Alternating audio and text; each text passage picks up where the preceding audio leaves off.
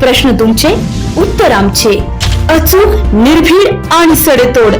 लोकशाहीचा खरा मंत्र म्हणजेच न्यूज लोक. नमस्कार. येवला शहरातील पारेगाव रोडवरील भावसार किराणा परिसरात पिण्याच्या पाण्याच्या वॉलचा तुटलेला ढापा नागरिकांसाठी जीवघेणा ठरत असल्याची धक्कादायक बाब समोर आली आहे. गेल्या अनेक दिवसांपासून हा ढापा तुटलेल्या अवस्थेत असल्याने परिसरात अपघातांचा धोका मोठ्या प्रमाणात वाढला आहे.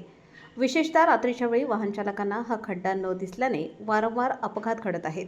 नुकत्याच झालेल्या एका अपघातात कॉलेज युवकाची दुचाकी या फुटलेल्या ढाप्यात गेल्याने तो गंभीर जखमी झाला असून त्याच्या हाताला फ्रॅक्चर झाले आहे. या घटनेनंतर परिसरातील नागरिकांमध्ये भीती आणि संतापाचे वातावरण निर्माण झाले आहे. दरम्यान प्रशासनाच्या निष्काळजीपणाविरोधात नगरसेविका तथा महिला व बालकल्याण समिती सभापती प्राध्यापिका सौ शीतल प्रशांत शिंदे यांनी गांधीगिरी पद्धतीने आंदोलन करत प्रशासनाचे लक्ष वेधले. फुटलेल्या ढाप्याजवळ फुले अर्पण करून त्यांनी अनोख्या पद्धतीने निषेध नोंदवला. नागरिकांच्या सुरक्षिततेशी कोणतीही तडजोड सहन केली जाणार नाही. तात्काळ नवीन मजबूत ढापा बसवून हा प्रश्न कायमस्वरूपी सोडवावा, अन्यथा नागरिकांना सोबत घेऊन शिवसेना स्टाईलने तीव्र आंदोलन करण्यात येईल असा इशारा त्यांनी प्रशासनाला दिला आहे. या आंदोलनात परिसरातील महिला, युवक आणि नागरिक मोठ्या संख्येने सहभागी झाले होते. न्यूज लोकतंत्र 18 साठी अयूब शाह, येवला. आज मी या ठिकाणी प्रशासनाच्या निष्काळजीपणाविरोधात आणि नागरिकांच्या सुरक्षिततेसाठी उभी आहे. आमच्या या प्रभागामध्ये चौफुलीवर वर्दळीच्या ठिकाणी जो पाण्याचा वॉल आहे तो गेल्या 2 महिन्यापासून अक्षरशः त्या ठिकाणी ते चेंबर फुटलेला आहे. वारंवार नगरपालिकेत याची तक्रार केलेली आहे. जे पाणी सोडणारे इंजिनियर आहेत त्यांनाही सांगितलेलं आहे, परंतु मी स्वतःही फोन केले, पाठपुरावा केला, परंतु त्यांनी त्याची कोणतीही दखल घेतलेली नाही.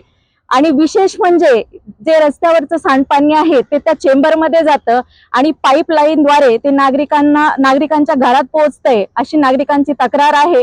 आणि या ठिकाणी चेंबर न दिसल्यामुळे बरेच अपघात होत आहे. काल परवाच एक मुलगा त्याचा अपघात झाला आणि हात मोडलेला आहे. तुम्ही बघू शकता का तो मुलगा आज या ठिकाणी आहे. बरं, हातावरच निभावलं, या ठिकाणी मोठी जीवितहानी सुद्धा होऊ शकते. याला जबाबदार कोण? आता वेळोवेळी प्रशासनाला सांगून सुद्धा ते याची दखल घेत नाही आणि म्हणून आम्ही गांधीगिरी पद्धतीने या ठिकाणी आंदोलन करत आहोत. आणि माझी प्रशासनाला कळकळीची विनंती आहे की कृपया हे जे निकृष्ट दर्जाचं काम आहे, कारण गेल्या वर्षभरात 5 ते 6 वेळा हा चेंबर फुटलेला आहे आणि त्या निकृष्ट दर्जाचं काम ते करत आहे. माझी त्यांना कळकळीची विनंती आहे की कृपया ते दर्जेदार काम आपण या ठिकाणी करावं आणि नागरिकांना दिलासा द्यावा.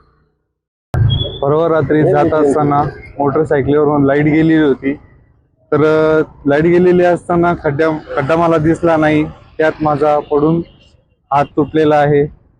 तरी सदर नगरपालिकेने लवकरात लवकर खड्डा बुजवावा अशी विनंती करतो.